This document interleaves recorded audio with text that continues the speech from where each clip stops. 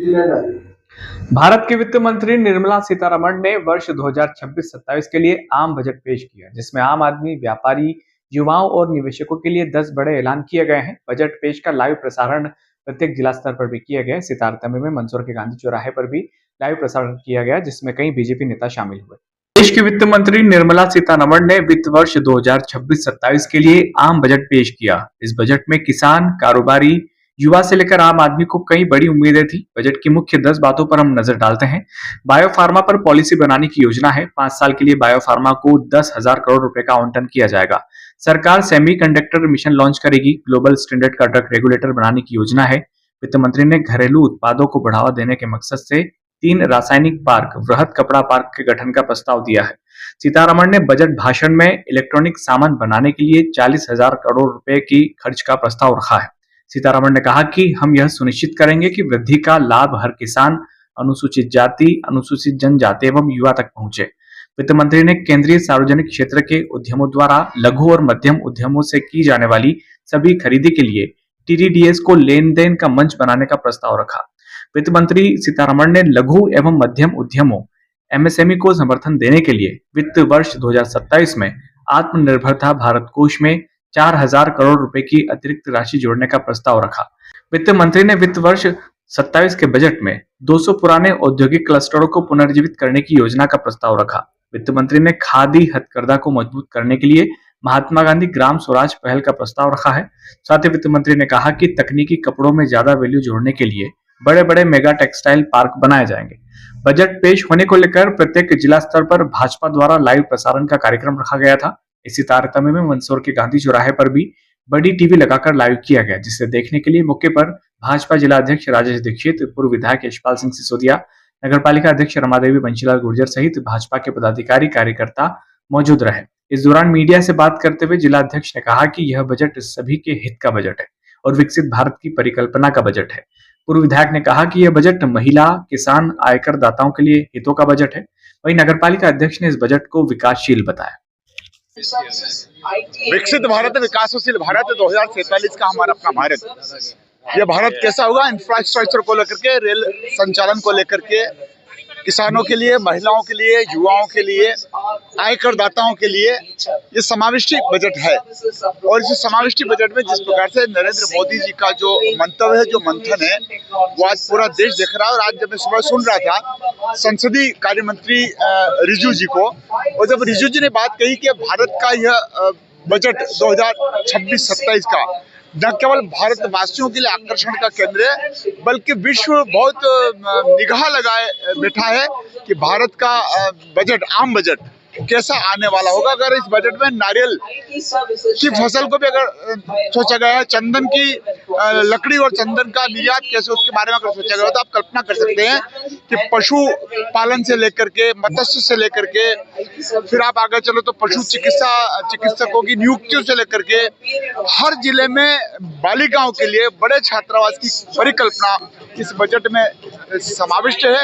ये सर्वव्यापी है, सर्वस्पर्शी बजट।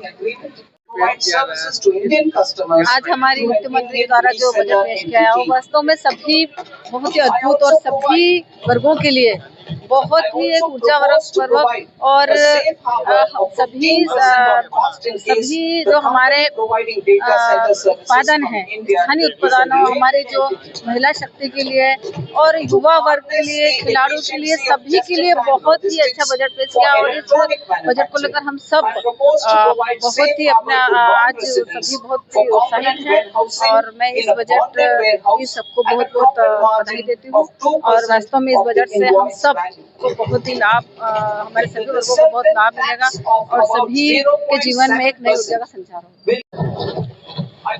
भारतीय जनता पार्टी के हमारी आज नरेंद्र मोदी जी के नेतृत्व में 2025-26 का ये सर्वव्यापी, सर्वस्पर्शी और सबके हित का, चाहे उसमें हमारे किसान हो, महिला हो, पुरुष, युवा, सबके हित का आज बजट प्रस्तुत हुआ है।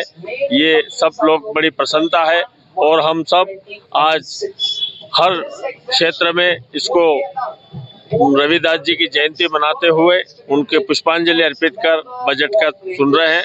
सर्वव्यापी सर्वस्पर्शी बजट है। बहुत बहुत धन्यवाद।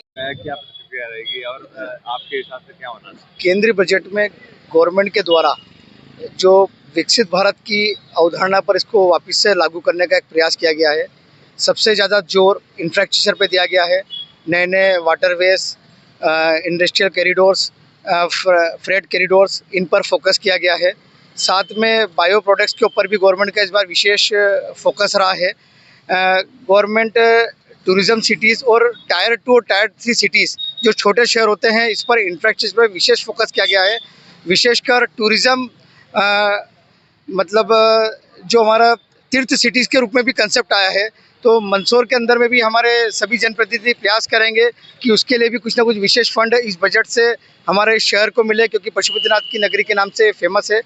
साथ में इस बार जो डायरेक्ट टैक्स रिफॉर्म्स के अंदर में भी कुछ विशेष परिवर्तन किए गए हैं, जिसमें कि इस बार सैलरी क्लास और बिजनेस क्लास, जिनकी दोनों की ITR फाइल करने की तारीख पहले एक ही होती थी, इस बार उनको दोनों को अलग अलग किया गया है। ये एक वेलकम स्टेप है। इससे दोनों को रिटर्न फाइल करने में सहूलियत होगी। कई प्रकार के विविध रिफॉर्म्स को इस बार बजट में शामिल किया गया है। तो कुल मिला के एक समावेशी बजट है, जो कि आगे की अवधारणा को देखते हुए लागू किया गया है। आम आदमी को कुछ फायदा है? आम आदमी को सीधे तौर पे इसमें कुछ ऐसा वो नहीं लगेगा, मगर जो इसके अल्टीमेट प्रोजेक्ट्स हैं, जो इसमें एम्प्लॉयमेंट जनरेशन की बात की गई है, टेक्सटाइल हब्स की बात की गई है, तो हमारे आसपास में भी टेक्सटाइल हब्स काफ़ी डेवलप हो सकते हैं, जिससे कि रोजगार का जो आएगा तो इसमें हर व्यक्ति को कुछ ना कुछ मिलेगा। तो बजट हर साल आता है, मगर हमें ये देखना कि इस बजट से हम क्या ले सकते हैं, उस पर हमें फोकस करने की आवश्यकता है। CA विकास भंडारी। क्या प्रतिक्रिया रहेगी आपकी? बजट जो पेश किया है वो उसे लोक लुभावन बजट के रूप में पेश किया है, परंतु दिक्कत अलग जगह है। दिक्कत ये है कि धरातल पे चीज़ें नहीं बदलती। मुनाफाखोरी, जमाखोरी और पूंजीवादी अर्थव्यवस्था का जो सेंट्रलाइजेशन हो रहा है, जब तक उसमें बदलाव नहीं होगा तब तक देश की प्रगति को प्रगति नहीं माना जा सकता। आप विदेश जाना सस्ता कर दीजिए, आप यूरोपियन कंट्रीज़ के साथ जो डील है उसमें उसको मदर ऑफ ऑल डील बता दीजिए, उससे कुछ होगा नहीं। EU में जाने वाले 75% जो प्रोडक्ट थे भारत के, उन पर तो पहले भी 1% ही टैक्स लगता था। और मैन्युफैक्चरिंग, सेमीकंडक्टर, ये आप जिन सेक्टरों की बात कर रहे हो, जैसे अपना सेमीकंडक्टर वाला एरिया है, उसमें कितने लोगों को रोजगार मिलेगा?